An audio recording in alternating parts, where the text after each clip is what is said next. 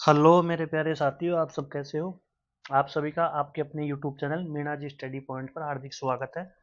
मेरे प्यारे साथियों, आप सभी की एग्जाम एनटीपीसी अंडर ग्रेजुएट की कंप्लीट होगी, आंसर की आ गई, आप सबको पता है। ठीक है ना। तो अब आने वाली एग्जाम क्या है? आरआरबी ग्रुप डी की एग्जाम सबसे बड़ी एग्जाम है अभी प्रेजेंट में। ठीक है ना। किसकी? ग्रुप डी की एग्जाम सबसे बड़ी एग्जाम है। और उसी को देखते हुए मैं आपके बीच आरआरबी ग्रुप डी को लेकर साइंस की एनसीईआरटी, जी हाँ बिल्कुल प्रॉपर एनसीईआरटी की क्लास लेकर चल रहा हूँ और कक्षा 6 से 10 तक की एनसीईआरटी मैं आपको पढ़ा रहा हूँ। ठीक है ना। आपको साथ प्रैक्टिस कर रहा हूँ, तो एनसीईआरटी का डर खत्म करने के लिए इस क्लास को जरूर देखें। और आज अपन तीसरा टॉपिक कर रहे हैं। अपने ने दो टॉपिक अपन ने अपने पूरे कर लिए हैं। जिन्होंने नहीं देखे वो जाकर देखे और चैनल को ज़्यादा से ज़्यादा सब्सक्राइब कीजिए और सभी दोस्तों के साथ में शेयर कीजिए। तो चलते हैं प्यारे दोस्तों, पहले अपन चैप्टर के बारे में थ्योरी पढ़ देंगे, फिर उसके बाद में इसके ऑब्जेक्टिव क्वेश्चन करेंगे बिल्कुल बेसिक से। ठीक है दोस्तों, तो चलते हैं। आज का टॉपिक है अपना पदार्थों का पृथक्करण। पदार्थों का पृथक्करण अपने आसपास के चारों ओर, अपने आसपास पहले तो क्या होता है कि पदार्थ क्या होते हैं, आपको पिछली क्लास में बताया है। ठीक है ना। तो पदार्थ क्या होते हैं? अपने आसपास चारों ओर जो भी चीज वस्तु है, सब कुछ है, छोटे मोटे बड़े कुछ भी है, अपन भी है, तो अपन भी किसी न किसी पदार्थों से मिलकर बने हुए हैं। ठीक है ना। तो सब मिलाकर क्या होता है? ये सब पदार्थ होते हैं। अब आती है बात पृथक्करण की। पृथक्करण का मतलब होता है अलग करना। पृथक्करण का मतलब क्या होता है? अलग करना। कोई मान लो कोई वस्तु है, जैसे कि कोई चीज ये है, ये जल से बनी है, ये वायु से बनी है, ये ऑक्सीजन से बनी है, ये लकड़ी से, लोहे से, कुछ सभी चीजों से मिलकर बनी हुई है, मान लीजिए, सपोज कीजिए। इसमें से इस मिट्टी को तो अलग कैसे करोगे, जल को अलग कैसे करोगे, इस लोहे को अलग कैसे करोगे, इस ऑक्सीजन को अलग करो कैसे करोगे? तो सभी के लिए इन सबको अलग करना ही क्या कहलाता है? एक पृथक्करण कहलाता है। ठीक है। तो अपन चलते हैं आगे। हम पदार्थों का पृथक्करण करते क्यों हैं? भाई, ठीक लिया कि पृथक्करण क्या है कि अलग करना होता है, लेकिन करते क्यों है? क्योंकि जब कोई वस्तुएं हैं, जब वो एक, जैसे कि किसी वस्तु को खनिज खनिज पदार्थ को ले लो, जैसे कि उसको खान में से निकाला जाता है। खान में से सभी, इसमें भू प्रॉपर्टी में सभी चीज़ें मिक्सिंग होती है। अब मिक्सिंग होने के बाद में हम इस चीज़ को निकाल कर, बाहर निकाल कर, इसको जब पृथक करेंगे, पदार्थों को अलग अलग करेंगे, तो उसको शुद्ध करने के लिए एक प्रक्रिया अपनाई जाती है। क्योंकि अशुद्धियाँ होती हैं जब कोई चीज़ बनाते हैं, कोई चीज़ मिलती है, कोई चीज़ छोटे छोटे पदार्थों से मिलकर बनती है, तो उसमें अशुद्धियाँ होती है। अशुद्धियाँ होती है, तो उन अशुद्धियों को दूर करने के लिए ही हमने पदार्थों का क्या करना पड़ता है? पृथक्करण करना पड़ता है। ठीक है ना। पृथक्करण करना पड़ता है, जैसे कि चावलों से पत्थर को पृथक करना, मक्खन से प्राप्त करने के लिए दूध का मंथन करना, चाय की पत्तियों को पृथक करना, चाय पीते हैं तो चाय को छान कर पीते हैं। ठीक है ना। तो इसलिए सबको पृथक करना भी आवश्यक होता है। आगे चलते हैं पृथक्करण की विधियां। अब आपने दोष लिया कि पदार्थ है, पदार्थों का पृथक्करण है। अब पदार्थों का पृथक्करण करते कैसे हैं, कि पदार्थों को अलग अलग करते कैसे हैं, तो उन्हीं की विधियों के बारे में हम चर्चा करेंगे। तो पहली विधि है हस्तचयन। हस्तचयन मतलब हाथ से चुनना। हाथ से चुनना। जैसे कि गेहूं है, जैसे कि ये क्या है? गेहूं है। और गेहूं में ये इतने इतने मोटे मोटे पत्थर कंकड़ है। ठीक है ना। तो इनको कैसे अलग कर सकते हैं? हम हाथ से अलग कर सकते हैं। यानी कि ऐसी वस्तुएं जिन्हें हम हाथ से अलग कर सकते हैं, ऐसे पदार्थ जिन्हें हम हाथ से अलग कर सकते हैं, वो हस्त चयन प्रक्रिया के तहत आते हैं। ठीक है। दालों से कुछ बड़े मिट्टी के कणों को, पत्थर, गेहूं, चावल दालों से, ठीक है ना, पत्थर कणों को अलग करना और भूसे से पत्थर को अलग करना, ये काम अपन कर सकते हैं। आगे चलते हैं। दूसरी विधि आती है थ्रेसिंग करना। थ्रेसिंग क्या होती है? थ्रेसिंग एक ऐसी ऐसी होती है कि जैसे कि अपना अपने गेहूं की फसल को, पहले तो क्या होता था कि सभी अनाज, पूरे गेहूं जो कटाई होती थी, कटाई को एक जगह ढेर लगाते थे। ढेर लगाने के बाद में इसको किसी पर जोर जोर से पटक पटक के पीटा जाता था। किसी पर जोर जोर से पटक पटक के पीटा जाता था, तब उसमें से गेहूं अनाज अलग होता था। अनाज अलग होता था, उसको धो के सुखा के अलग से यूज करते थे। लेकिन आजकल क्या है कि भाई यंत्र आ गए, मशीन, क्या, थ्रेस आ गई। अपने राजस्थानी भाषा में, देसी भाषा में, भैया थ्रेस आ रही है, अरे गेहूं निकलवाने हैं। तो खेत खलिहानों के लिए अब क्या कर दिया? अन्न को अलग करने के लिए थ्रेसिंग आ गई है। ठीक है ना। तो किसान अन्न करणों को, सूखे पौधों के इतने गट्ठे पहले करते थे काम, अब किससे द्वारा करते हैं? थ्रेसिंग के द्वारा करते हैं। यानी कि गेहूं से भूसे को अलग करना एक थ्रेसिंग की प्रक्रिया होती है। आप सब जानते हैं देसी भाषा में, गेहूं निकलवाना, बाजरा निकलवाना, ये ऐसी चीजें। ठीक है ना। आगे चलते हैं। अगली विधि है निष्पावन। निष्पावन एक कैसी विधि है? निष्पावन, जैसे कि ये गेहूं का ढेर है, ठीक है ना, ये यहाँ पे गेहूं का क्या है? ढेर है। अब भैया ये महिला है, तो गेहूं कुछ लेके, कुछ इस ढेर में से परात भर के गेहूं को क्या हवा की दिशा में या ऊपर ले जा करके नीचे पटक रही है, ऊपर ले जाके नीचे पटक रही है, तो ये धूल के कण और ये मिट्टी तो क्या होगी, दूर हो गई, भूसा भूसा या क्या हो गया, ये दूर हो गया, धूल के कण मिट्टी है जो भी है दूर हो गया, और ये अनाज है, ये अनाज सीधा कहाँ आ रहा है, जिसमें वजन है, जिसमें बाहर है, ये कहाँ आ रहा है, ढेर नीचे ढेर लगता जा रहा है। अब इसको अपन देसी भाषा में क्या कहते हैं, पीसना करना। देसी भाषा में पीसना करना ही निष्पावन कहलाता है। नाज को पीसना, जैसे कि आटा पीसते हैं, आटा पीसने से पहले उसको बरसाया जाता है, मतलब ऐसे ये इस विधि के तहत गुजारा जाता है आटा पीसने से पहले, क्योंकि उसके अंदर कुछ मिट्टी धूल होती है तो वो क्या हो जाते हैं, साफ हो जाते हैं। तो गाँवों में और सिटियों में भी करते हैं, तो इसको तो क्या कहते हैं, इसको विधि को निष्पासन विधि कहते हैं। इस हवा की दिशा में ले जाते हैं, और सूप होता है उसके तहत इसको किया जाता है, अलग किया जाता है। तो इसको कौन सी विधि कहते हैं, गेहूं को बरसाना, क्या कौन सी विधि कहलाती है, निष्पासन विधि कहलाती है, निष्पावन विधि कहलाती है। आगे चलते हैं चालन विधि। चालन विधि। चालन विधि क्या होती है, जब आटे से कोई चीज बना रहे हैं, अब आटे के अंदर क्या होते हैं, उनके गेहूं के छिलके होते हैं ना, जिसको क्या बोलते हैं, थुस थुस बोलते हैं उनको, क्या बोलते हैं, थुस बोलते हैं गाँवों में तो, देसी भाषा में तो, ढूंढाड़ी में तो, ठीक है ना, मारवाड़ी ढूंढाड़ी में क्या बोलते हैं, थुस बोला जाता है उसको। तो मतलब गेहूं के छिलके, जो आटे के छिलके होते हैं, गेहूं के ऊपर जो छिलका होता है उसकी बारीक से छिलका होता है, उसको किससे अलग किया जाता है, चलनी से अलग किया जाता है, चलनी चलनी से क्या किया जाता है, इसको छान के अलग किया जाता है, तो इसे क्या कहते हैं, चालन कहते हैं।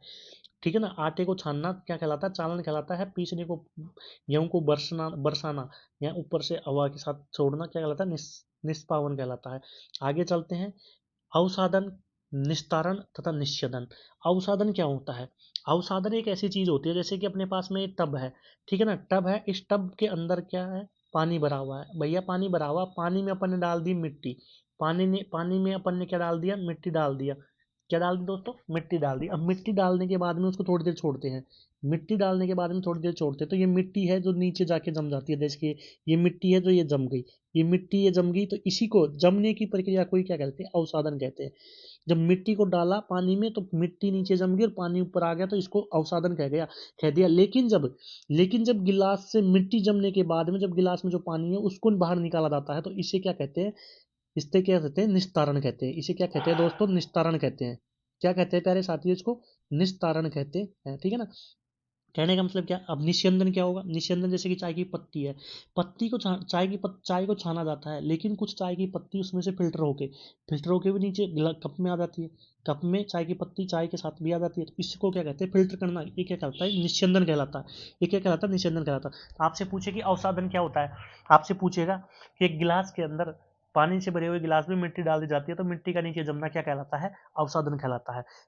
मिट्टी का पानी में जमना क्या कहलाता है, अवसादन कहलाता है। और जमी हुई मिट्टी से पानी को बाहर निकालना क्या कहलाता है, निस्तारण कहलाता है। और चलनी से मतलब चाय को छानना या फिल्टर करना क्या कहलाता है, निस्यंदन कहलाता है। फिल्ट्रेशन ही क्या कहलाता है, निस्यंदन कहलाता है, ठीक है। अगले चलते हैं, वाष्पन की प्रक्रिया।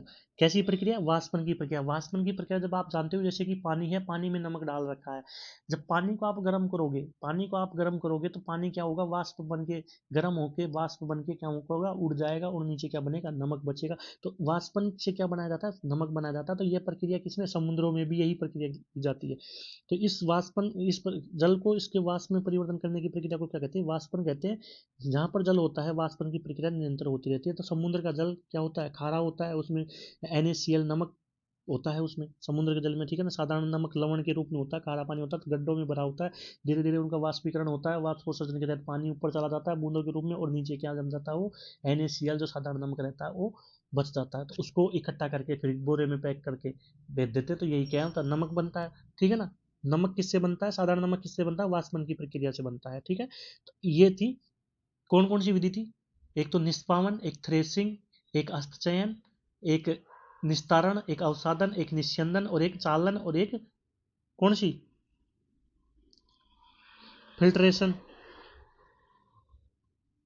एक कौन सी दोस्तों, वाष्पन, ठीक है। ये अपनी पृथक मतलब पदार्थों को अलग करने की विधियां थी, ठीक है दोस्तों। तो अपन चलते हैं अपने पहले क्वेश्चन की तरफ। इससे संबंधित मैंने बोला था कि इसके संबंधित क्वेश्चन भी अपन सोल्व करेंगे। तो भैया क्वेश्चन क्या है, पहला क्वेश्चन है कि वैसे वस्त्र जो किससे प्राप्त होते हैं, तंतु, ऐसे वस्त्र के तंतु वस्त्र के तंतु यानी कि जो इससे वस्त्र बनते हैं वो तंतु या तो पौधों से प्राप्त होते हो या फिर जंतुओं से प्राप्त होते हो, क्या कहलाते हैं? एक बात बताइए, जब पेड़ पौधे से प्राप्त होते हैं तो वो किसकी देन है? प्रकृति की देन है।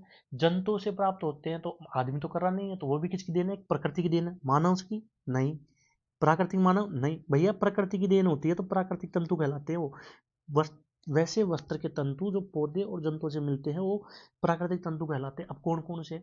पौधे से तो क्या मिलता है? जूट मिलता है, रेशम मिलता है, कपास मिलता है। पशुओं से क्या मिलता है? ऊन मिलती है, रुई मिलती है। ये सब किससे मिलती है? पशुओं से मिलती है ऊन, ठीक है ना। जूट, पटसन, ये तो पादपों से मिलती है। और तंतु ऊन और रेशम किससे मिलता है? ठीक है, ऊन किससे मिलती है? जंतुओं से मिलती है। अगले क्वेश्चन की तरफ चलते हैं। अगला क्वेश्चन क्या कहता है कि मानव निर्मित तंतु कौन सा है इसमें से? मानव निर्मित तंतु क्या होता है? ऐसे तंतु या ऐसे कोई भी पदार्थ या ऐसे कोई भी हो जिसको रासायनिक रूप से लेबोरेटरी में बनाया जाता है, यानी कि मनुष्य के द्वारा उसको बनाया जाता है, प्रकृति के द्वारा नहीं बनाया होता, अपने आप नहीं बनता, जिसको मानव प्रयोग करके लैब में बनाते हैं, वो क्या कहलाते हैं? मानव के द्वारा निर्मित तंतु कहलाते हैं, ठीक है ना। तो नायलॉन को भी बनाया जा सकता है, पॉलिस्टर को भी बनाया जाता है और एल्क्रिक को भी बनाया जा सकता है। यानी कि इसमें क्या है? उपरोक्त सभी है जो मानव निर्मित तंतु है, इनको सभी को लैब के अंदर बनाया जा सकता है, ठीक है। आगे चलते हैं कि बिहार के निम्न जिलों में जूट अधिक उगाया जाता है। तो जो पश्चिम बंगाल के एरिया के, जो बिहार के डिस्ट्रिक्ट है, कटिहार हो गया, मधेपुरा हो गया, सहरसा हो गया, पूर्णिया हो गया, इनमें क्या उगाता है? कपास, जूट, जूट उगाया जाता है। और जूट का सर्वाधिक, ऐसे जूट का देश में सर्वाधिक उत्पादक कौन सा है? देश में कहाँ पे? वेस्ट बंगाल में उगाया जाता है सबसे ज्यादा। कहाँ? वेस्ट बंगाल में। एक जीके का क्वेश्चन है, एक नॉर्मली। अगले क्वेश्चन की तरफ चलते हैं कि रेशों से धागा बनाने की प्रक्रिया क्या कहलाती है? रेशों से धागा बनाने की प्रक्रिया, तो रेशा होता है, जूट का रेशा, पटसन का रेशा, कपास का रेशा पेड़ से निकलता है, अब उससे धागा बनाया जाता है। जब गांधी जी ने चरखा काटा था, चरखा चलाया था, तो उसको क्या बोलते थे? धागे काटना। तो वो रेशा लेते थे और रेशे से धागे को क्या करते थे? उनकी कताई करते थे, तो क्या बनता था? धागा बनता था। यानी कि रेशे से धागे बनाना क्या कहलाता है? कताई कहलाता है, ठीक है। रेशे से धागे बनाने की प्रक्रिया को क्या कहते हैं? कताई कहते हैं। और धागे से वस्त्र बनाने की विधि को क्या कहते हैं? अगला ही क्वेश्चन क्या है कि धागे से वस्त्र बनाने की क्रिया को क्या कहते हैं? भैया, जब धागा है तो इसको बुन बुन के, जोड़ जोड़ के, बुन बुन के, बांध बांध के, जोड़ जोड़ के, बुन बुन के, बांध बांध के क्या बनाएंगे? एक कपड़ा बना देंगे, ये कितना बड़ा, ठीक है ना। एक क्या बन जाएगा? कपड़ा बन जाएगा, यानी कि ये पायदान बन जाएगा। ये क्या बन गया? पायदान बन गया। तो इसमें क्या हुई? इसकी बुनाई भी की, इसकी क्या की? बुनाई भी की। और इसमें क्या हुआ? धागे की बंधाई भी हुई। तो बुनाई और बंधाई, मतलब रेशे से धागे बनाना कताई, रेशा है उसे धागा बनाना कताई, और धागे से वस्त्र बनाना बुनाई भी होती है और बंधाई भी होती है, जब जाके वस्त्र का निर्माण होता है। अगले क्वेश्चन की तरफ चलते हैं। अगला क्वेश्चन है कि निम्नलिखित में से कौन सा ऊर्ध्वपातन कर सकता है? निम्नलिखित में से कौन सा ऊर्ध्वपातन कर सकता है? तो मेरे प्यारे साथियों, ऊर्ध्वपातन तो क्या कर सकता है? अमोनियम क्लोराइड ऊर्ध्वपातन कर सकता है। ऊर्ध्वपातन करने वाले कौन कौन से हैं? एक तो अमोनियम क्लोराइड है, यानी कि NH4Cl अमोनियम क्लोराइड है। ठोस CO2, ठोस CO2 है। शुष्क शुष्क ठोस कार्बन डाइऑक्साइड, यानी कि ठोस CO2, यानी शुष्क बर्फ होती है, ठीक है ना। आयोडीन जो नमक होता है, आयोडीन NaCl जो साधारण नमक होता है, आयोडीन। एल्युमिनियम क्लोराइड Al2Cl, ठीक है ना। Al2Cl यानी कि aluminium chloride, AlCl, aluminium chloride हो गया। फिर आता है नेप्थलीन। नेप्थलीन क्या है? एक रेशा है, ठीक है। और एंथ्रासीन, और क्या है? एंथ्रासीन। ये सब क्या कर सकते हैं? एक क्या है? एंथ्रासीन ये क्या है? ऊर्ध्वपातन की प्रक्रिया करते हैं। अब आप क्या बोलोगे कि ऊर्ध्वपातन क्या है? आप तो डायरेक्टली बता रहे हो। ऊर्ध्वपातन एक ऐसी प्रक्रिया है जिसे जिसे द्रव है ना, द्रव जो मतलब ठोस, जिससे कौन सा? ठोस, जो द्रव में ना बदले। ऊर्ध्वपातन एक ऐसी प्रक्रिया है जिससे कोई ठोस पदार्थ है और ये सीधा किस में चेंज हो जाए? गैस में चेंज हो जाए, द्रव में चेंज ना हो। ठोस से सीधे गैस में बदलना क्या कहलाता है? ऊर्ध्वपातन कहलाता है। और गैस से सीधे ठोस में बदलना भी ऊर्ध्वपातन ही कहलाता है। यानी कि ठोस से गैस बनना ऊर्ध्वपातन कहलाता है, ठीक है। आगे चलते हैं। अगला क्वेश्चन है कि निम्नलिखित में से कौन सा ऊर्ध्वपातन नहीं है? कौन सा ऊर्ध्वपातन नहीं है? तो अभी मैंने बताया कि आपको कपूर कर सकता है, नेप्थलीन भी कर सकता है, अमोनिया क्लोराइड भी कर सकता है ऊर्ध्वपातन, यानी कि बर्फ नहीं कर सकता। बर्फ नहीं कर सकता, ठोस CO2 कर सकता, बल्कि बर्फ नहीं कर सकता, ठीक है ना। ठोस CO2 कर सकता है ऊर्ध्वपातन, लेकिन बर्फ नहीं कर सकता, बर्फ नहीं कर सकता ऊर्ध्वपातन, क्योंकि बर्फ, जब बर्फ को आप गर्म करोगे या पिघलाओगे तो ये कैसे बनेगा, द्रव बनेगा। ये कैसे बनेगा, द्रव बनेगा। फिर इसको गर्म करो, बर्फ है, बर्फ को पिघलाओगे, गर्म करोगे तो क्या बनेगा, पानी बनेगा। फिर पानी को किसको गर्म करोगे तो क्या बन जाएगा, ये गैस में, गैस बनकर क्या हो जाएगा, ये उड़ जाएगा, ठीक है ना। गैस बनकर क्या हो जाएगा, उड़ जाएगा। तो इसलिए बर्फ क्या है, द्रव में भी चेंज होती है, डायरेक्ट गैस में परिवर्तन नहीं होता। ऊर्ध्वपातन क्या होता है कि जब हम किसी पदार्थ को गर्म करें तो वह ठोस से सीधे गैस में बदल जाए, उस प्रक्रिया को क्या कहते हैं दोस्तों, ऊर्ध्वपातन कहते हैं। अब बर्फ को गर्म करेंगे तो, बर्फ को गर्म करेंगे तो किसमें, द्रव में होगा। बर्फ क्या है, ठोस है, ठोस को जब गर्म करेंगे तो द्रव होगा, और द्रव जब गर्म कर लेंगे तो गैस होगा। इसलिए बर्फ क्या है, ऊर्ध्वपातन का एग्जाम्पल नहीं है, ठीक है ना। कपूर, नेप्थलीन और अमोनियम क्लोराइड ऊर्ध्वपातन के एग्जाम्पल है। अगला क्वेश्चन है कि निम्न में से कौन सी विधि जल को पंकिल जल से अलग करती है। कौन सी विधि जल को पंकिल जल से अलग करती है। जैसे कि पंकिल जल क्या होता है, पंकिल जल क्या होता है, कीचड़ नुमा, कीचड़ जो कीचड़ युक्त होता है, कौन सा, कीचड़ युक्त, कीचड़ युक्त जो जल होता है, कौन सा जल दोस्तों, कीचड़ युक्त जो जल होता है, इसको क्या बोलते हैं, पंकिल जल बोला जाता है। क्या, पंकिल जल किसको, कीचड़ युक्त जल को। इसको अलग करने के लिए कीचड़ युक्त जल को विशेष फिल्टर पेपर का उपयोग किया जाता है, विशेष फिल्टर पेपर का उपयोग किया जाता है। और इस फिल्टर पेपर को अधिक आकार से नहीं गुजार सकते। इस प्रक्रिया को क्या कहते हैं, निस्यंदन कहते हैं, फिल्टराइजेशन कहते हैं, निस्यंदन कहते हैं। इस प्रक्रिया को क्या कहते हैं, निस्यंदन कहते हैं, फिल्टर के। जैसे कि कोई कीचड़ है, पानी है और कीचड़ है, कादा मतलब उसको, थोड़ा कीचड़ पानी है, उसको क्या किया जाता है, उसको फिल्टर किया जाएगा ना, तभी तो शुद्ध होगा। उसको क्या किया जाएगा, फिल्टर किया जाएगा। और फिल्टर ही क्या कहलाती है, निस्यंदन कहलाती है। जैसे कि चाय की पत्ती को चाय से अलग करना फिल्टर कहलाता, फिल्ट्रेशन कहलाता है, तो इसे निस्यंदन कहते हैं, ठीक है। अगले क्वेश्चन की तरफ चलते हैं। अगला क्वेश्चन है कि जल शोधन में कौन सी प्रक्रिया का प्रयोग किया जाता है। जल शोधन में विपरीत परासरण की प्रक्रिया का प्रयोग किया जाता है। परासरण क्या होता है, दाब होता है। परासरण क्या होता है, एक दाब होता है जो, जैसे कि जल शोधन की प्रक्रिया में किसका प्रयोग किया जाता है, तो विपरीत परासरण द्वारा जल को क्या किया जाता है, शुद्ध किया जाता है।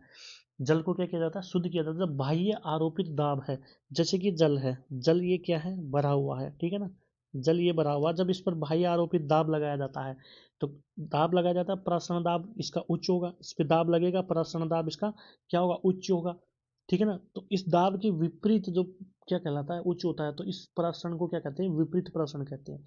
जब बाह्य आरोपित दाब कार्य करता है तो परासरण दाब क्या होगा, उसका उच्च होगा। तो इस प्रक्रिया को क्या कहते हैं, विपरीत परासरण कहलाता है। अर्थात विलायक अणु उच्च सांद्रता के क्षेत्र से निम्न सांद्रता की ओर जाने लगते हैं। यानी कि सांद्रता का मतलब क्या होता है, कौन सा द्रव कितना गाढ़ा है, कौन सा द्रव कितना गाढ़ा है, यही सांद्रता का मतलब। सिंपल भाषा में सांद्रता यही है कि कौन तो पतला है, कौन तो क्या है, पतला है, और कौन द्रव गाढ़ा है। तो गाढ़ा होगा, पतला होगा, ठीक है ना, पतला होगा किसकी ओर जाएगा, वो गाढ़े की तरफ जाएगा। पतला होगा वो तो बहेगा ना, तो किसकी ओर जाएगा, गाढ़े की तरफ जाएगा ना।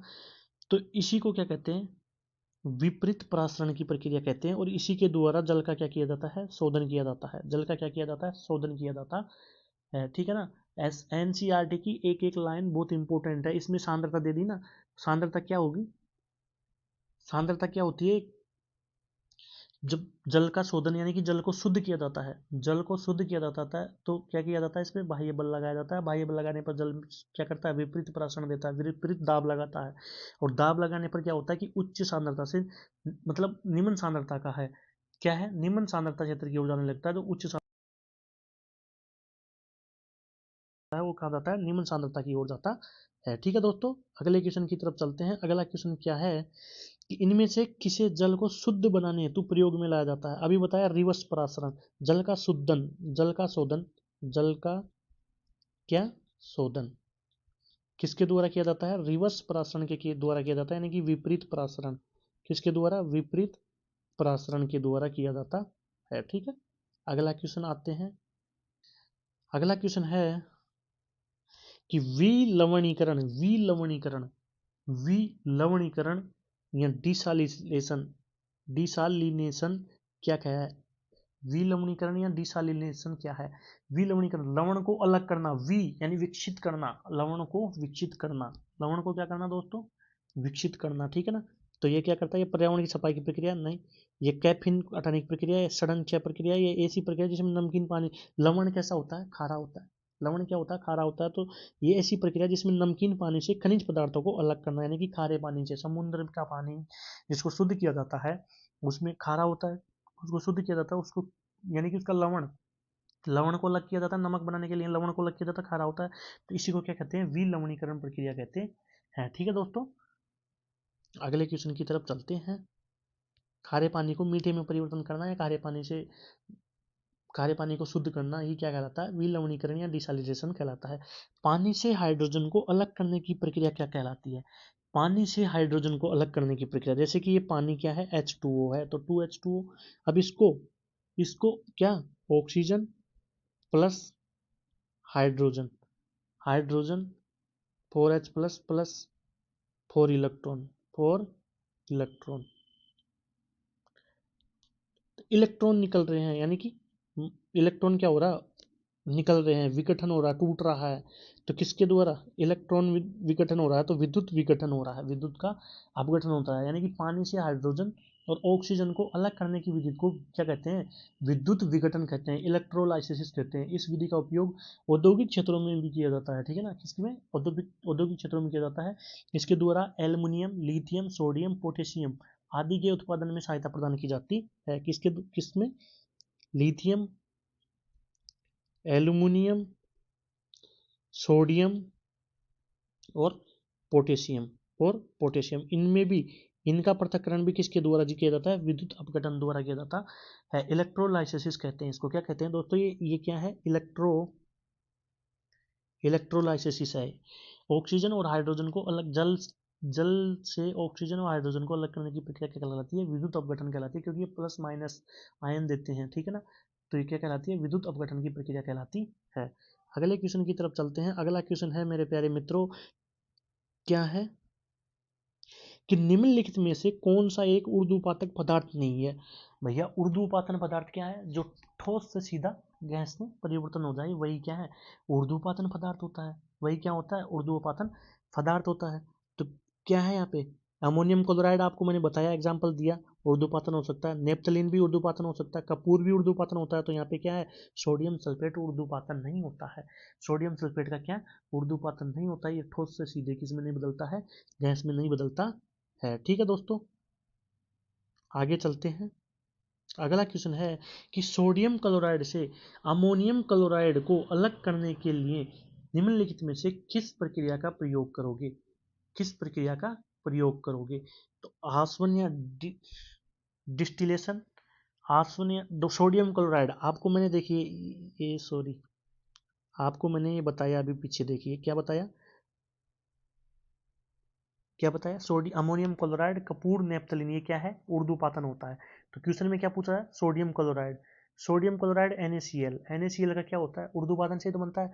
सोडियम जो क्लोराइड होता है NaCl किससे बनता है, ये ऊर्ध्वपातन से तो मिलता है। नमक, साधारण नमक किससे बनता है, ऊर्ध्वपातन से। काले पानी को वाष्पीकरण किया जाता है, वाष्पीकरण को वाष्पन और ऊर्ध्वपातन कहते हैं, क्योंकि ये क्या है, ऊर्ध्वपातन से, ऊर्ध्वपातन या सब्लिमेशन के द्वारा इसको क्या किया जाता है, अलग किया जाता है। अमोनियम क्लोराइड को अलग करने की प्रक्रिया ऊर्ध्वपातन सब्लिमेशन प्रक्रिया कहते हैं। ऊर्ध्वपातन मिश्रण से पदार्थ को पृथक करने की वह विधि है जिसमें किसी ठोस पदार्थ को गर्म करने पर वह बिना द्रव में नहीं जाता है, सीधा वाष्प हो जाता है। कपूर तथा अमोनियम क्लोराइड को गर्म करने पर वे सीधे ही वाष्प में परिवर्तन होते हैं। किसको, अमोनियम क्लोराइड को और कपूर को गर्म किया तो सीधा किस में हो जाएगा, ये किस में हो जाएगा, NaCl को। साधारण नमक तो वाष्पन की प्रक्रिया के द्वारा मिलता है, लेकिन जो अमोनिया क्लोराइड है इसको अलग करने के लिए किसका प्रयोग किया जाएगा, ऊर्ध्वपातन का किया जाएगा। कपूर और अमोनिया क्लोराइड जब इनको गर्म करोगे तो सीधा ठोस से किस में बदल जाएंगे, गैस में बदल जाएंगे। ठीक है दोस्तों, इसलिए ऊर्ध्वपातन या सब्लिमेशन की प्रक्रिया यहाँ पे काम आती है। अगला क्वेश्चन क्या कहलाता है, देखिए ऊर्ध्वपातन एक कैसी प्रक्रिया है, भौतिक प्रक्रिया है, रासायनिक प्रक्रिया नहीं होती है, ठीक है ना, ये याद रखना का। NCERT की एक एक लाइन सब, ये PDF बना के दूंगा, इस PDF को भी अच्छी तरह से पढ़ना आप, ये नहीं कि क्वेश्चन कर लिया हो गया काम ना, इसका सॉल्यूशन भी अच्छे से पढ़ना। ऊर्ध्वपातन एक क्या है, एक भौतिक प्रक्रिया होती है, ठीक है ना, ऊर्ध्वपातन एक भौतिक प्रक्रिया है। अगला क्वेश्चन पे चलते हैं कि निम्नलिखित में से कौन सा मिश्रण अलग अलग कीपो फनल द्वारा अलग किया जाता है। कौन सा मिश्रण अलग अलग कीपो और फनल द्वारा अलग किया जाता है। तो देखिए कीपो और फनल द्वारा, कोई भी मिश्रण है, जैसे कि एल्कोहल और पानी, एल्कोहल जैसे कि दारू होती है, दारू में पानी मिला दिया जाता है तो उसको अलग किया जा सकता है, नहीं किया जा सकता। नमक में पानी मिला दिया जाता है तो नमक घुल जाएगा, अलग किया जा सकता है, नहीं किया जा सकता। एल्कोहल में आयोडीन मिला दिया जाता है, वही द्रव में आयोडीन मिला दिया जाता है तो घुल जाएगा, वो तो अलग थोड़ी ना होगा, नहीं। तेल और पानी क्या है, इसको क्या किया जा सकता है, कीपो फिनल द्वारा अलग किया जा सकता है। कीपो और फनल द्वारा अलग किया जा सकता है। कैसे किया जा सकता है, जैसे कि पेट्रोल की ये लाइन बिछ रही है, OIC की, ऑयल इंडियन कॉर्पोरेशन की जो पाइपलाइन जा रही है, उस पाइपलाइन के अंदर सभी तेल मिक्स में जा रहे हैं, ऑयल भी है, पेट्रोल भी है, डीजल भी है, सभी मिक्स में जा रहे हैं। अब वो एक जगह जाके टरबाइन से क्या होते हैं, कूपों और फनल के द्वारा अलग अलग टैंकरों में जाके गिरते हैं, पेट्रोल की अलग, डीजल का अलग, केरोसिन का अलग, अलग अलग में जाते हैं। तो ये क्या है, कूपो फनल का द्वारा इसको अलग करना। तेल और पानी, जैसे कि पानी के अंदर तेल मिला दिया जाता है तो तेल की बूंदें ऊपर तैरती रहती है, तेल की बूंदें ऊपर तैरती रहती है, तो उसको क्या किया जा सकता है, अलग किया जा सकता है। जबकि नमक पानी को, एल्कोहल पानी को और एल्कोहल में आयोडीन को अलग नहीं किया जा सकता। तो तेल और पानी को क्या किया जा सकता है, कूपो फनल द्वारा अलग किया जा सकता है। अब ये कैसा मिश्रण होता गया, ये कैसा मिश्रण हो गया जिसे अलग किया जाता है, विषमांगी मिश्रण हो गया ये, क्योंकि घुल ही नहीं रहे, क्योंकि घुल ही नहीं रहे। देखिए, तेल और पानी के मिश्रण को अलग अलग कीपो फनल द्वारा अलग किया जा सकता है, क्योंकि ये कैसा मिश्रण है, विषमांगी मिश्रण है। अब आप बोलोगे कि विषमांगी मिश्रण क्या होता है, तो मिश्रण सामान्यतः दो प्रकार के होते हैं, तो समांगी मिश्रण होता है, एक तो कौन सा समांगी मिश्रण होता है, एक कौन सा विषमांगी मिश्रण होता है। इन पे आगे चर्चा आएगी, अभी तो क्लास 6 की एनसीईआरटी चल रही है, अभी जब 10th तक की एनसीईआरटी पढ़ेंगे तो आप बिल्कुल क्लियरिफाई हो जाएंगे कि क्या होता है। अभी देख लो लेकिन क्या होता है, समांगी मिश्रण एक ऐसा मिश्रण होता है, समांगी मिश्रण एक ऐसा मिश्रण होता है जिसमें जिसमें क्या दो चीजें आपस में घुल जाती है। जैसे कि जल है, जल में नमक को आप डालोगे, जल है, जल में आप किसको डालोगे, नमक को डालोगे, तो क्या नमक घुल जाएगा, नमक अलग थोड़ी ना दिखेगा, नमक अलग नहीं दिखेगा। जब जल में नमक डालते हैं तो नमक आपस में घुल जाता है, घुलने के बाद उसको अलग भी नहीं किया जा सकता, वो क्या हो गया, समा गया, समांगी मिश्रण मतलब समा गया, जल में नमक समा गया, घुल गया, समा गया, इसलिए समांगी मिश्रण। विषमांगी मिश्रण जो समा नहीं पाता है, विषमांगी यानी जो विशिष्ट परिस्थितियों में अलग रहता है, विष यानी अलग रहना, विष यानी अलग रहना, ठीक है। तो यानी कि जो पदार्थ को मतलब आपस में मिलाया जाता है और वो घुलता नहीं है, या मिश्रण मतलब मिलता नहीं है, घुलता नहीं है, या उसको अलग किया जा सकता है किसी भी विधि द्वारा, चाहे किसी भी विधि द्वारा, निस्यंदन हो, चाहे चालन हो, चाहे वाष्पन हो, चाहे या अवसादन हो, चाहे निस्तारण हो, या निष्पापन हो, किसी भी विधि द्वारा अलग किया जा सकता है, उसे क्या कहते हैं, विषमांगी में कहते हैं। जैसे कि पानी में तेल डालने पर तेल ऊपर रह जाता है, पानी नीचे बैठा रहता है, ठीक है। अगला क्वेश्चन और आज का अंतिम क्वेश्चन, कि समुद्र के पानी के अलवणीकरण के लिए इस्तेमाल की जाने वाली तकनीकों में से एक कौन सी है। समुद्र के पानी को जब क्या किया जाता है, अलवणीकरण किया जाता है, अलवणीकृत किया जाता है, तो क्या कौन सी विधि अपनाई जाती है, समुद्र के पानी को अलवणीकृत करने के लिए तकनीकी कौन सी है, आसवन है। तो आसवन भी कैसी विधि है, देखिए आसवन विधि कैसी विधि है ये, आसवन के द्वारा समुद्र के जल को क्या किया जाता है, क्या किया जाता है, अलवणीकरण किया जाता है आसवन द्वारा। और ये आसवन भी एक कैसी है, भौतिक प्रक्रिया है, ये भी एक कैसी है, भौतिक प्रक्रिया है, ये भी एक रासायनिक प्रक्रिया नहीं है, ओनली भौतिक प्रक्रिया है, ठीक है ना। गैस से द्रव बनने पर मतलब गैस से द्रव बनाना संघनन कहलाता है, अवस्था में परिवर्तन, गैस से द्रव में परिवर्तन वाष्पोत्सर्जन, ओ सॉरी ऊर्ध्वपातन कहलाता है, क्या कहलाता है, ऊर्ध्वपातन कहलाता है, ठीक है ना। तो समुद्र के पानी को अलवणीकरण, समुद्र के पानी को अलवणीकरण यानी जो खारा है उसको मीठा करने के लिए कौन सी विधि, आसवन विधि लगाई जाती है, आसवन विधि द्वारा किया जाता है। और आसवन विधि कैसी विधि है, एक भौतिक, कैसी विधि है, एक तकनीक कैसी है, भौतिक तकनीकी है, ठीक है ना, भौतिक विधि है। अब गैस से द्रव बनने की प्रक्रिया को क्या कहते हैं, संघनन कहते हैं। और द्रव अवस्था से गैस अवस्था में परिवर्तन होना वाष्पोत्सर्जन यानी कि वाष्पीकरण कहलाता है। क्या कहलाता है दोस्तों, वाष्पीकरण कहलाता है।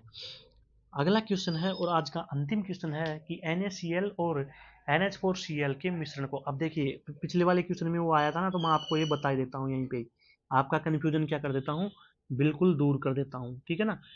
दूर क्या है, जैसे कि ये बना लो आप ठोस, ये क्या है, ये क्या है दोस्तों, ठोस है, बना लीजिए, ये क्या हो गया, ठोस हो गया, ये क्या हो गया यहाँ पे, द्रव हो गया, और ये क्या हो गया यहाँ पे, गैस, ये क्या हो गया प्यारे साथियों, गैस हो गया, ठीक है, ये गैस हो गया। अब द्रव, ठोस से द्रव में बदलना क्या कहलाता है, ठोस से द्रव में बदलना संगलन कहलाता है, क्या कहलाता है, संगलन, संगलन, संगलन नहीं, संगलन, संगलन, गैलन,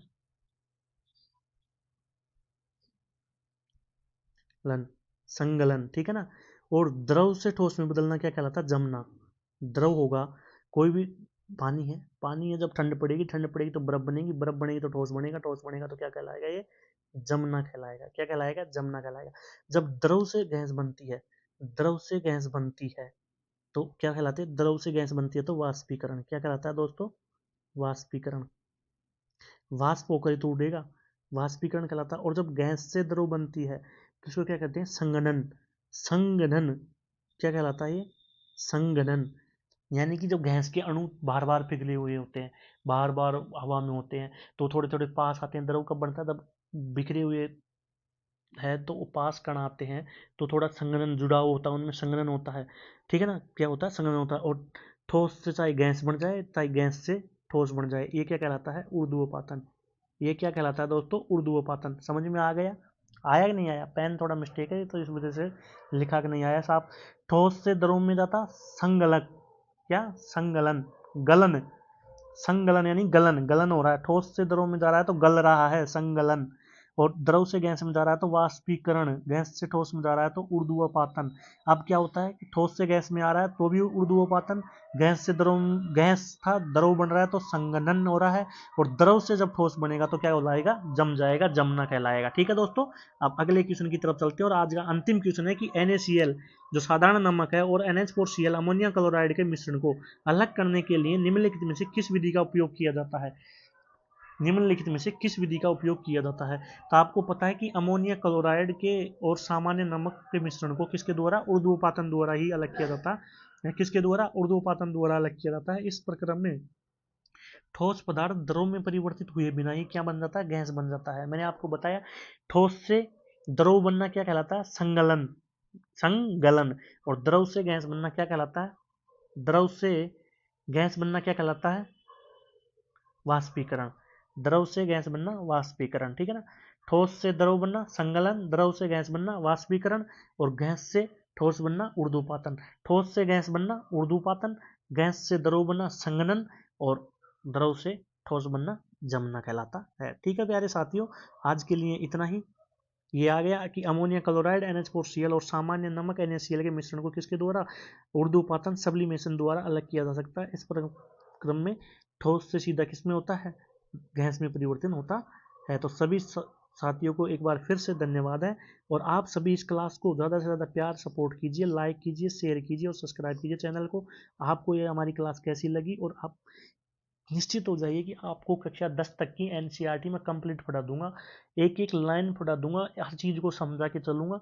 लेकिन आप चैनल को सब्सक्राइब कीजिए, सभी दोस्तों के साथ में शेयर कीजिए और क्लास को लाइक कीजिए। ठीक है दोस्तों, तो सभी को धन्यवाद।